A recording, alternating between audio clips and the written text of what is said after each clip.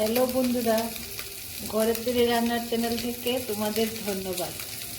আজকে তোমাদেরকে দেখাবো মাটির নিচে আলু দিয়ে চিংড়ি মাছ আর কই মাছ দিয়ে একটা রেসিপি।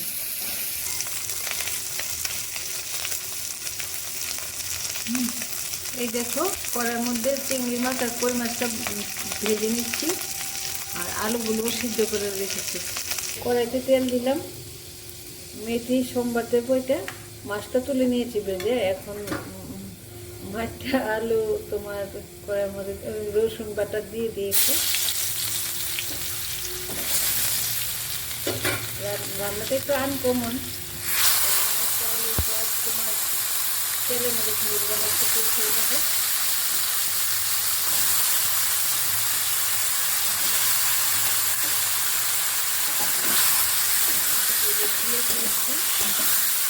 লবণ দিয়ে দিয়েছি,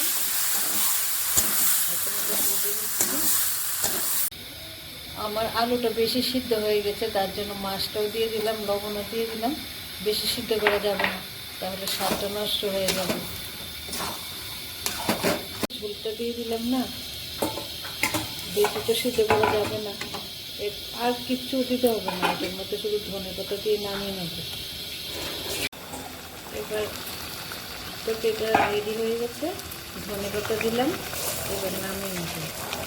জানো, তরকারিটা খেতে কিন্তু খুব স্বাদ, দেখলে মানুষ এতটা স্বাদ বুঝবে না, খুব টেস্টি। এগুলি আমাদের ঠাকুমারা রান্না করতে, আমরা এখন এগুলি চালিয়ে নিচ্ছি, কারণ পরম্পরা বজায় রাখা তো দরকার।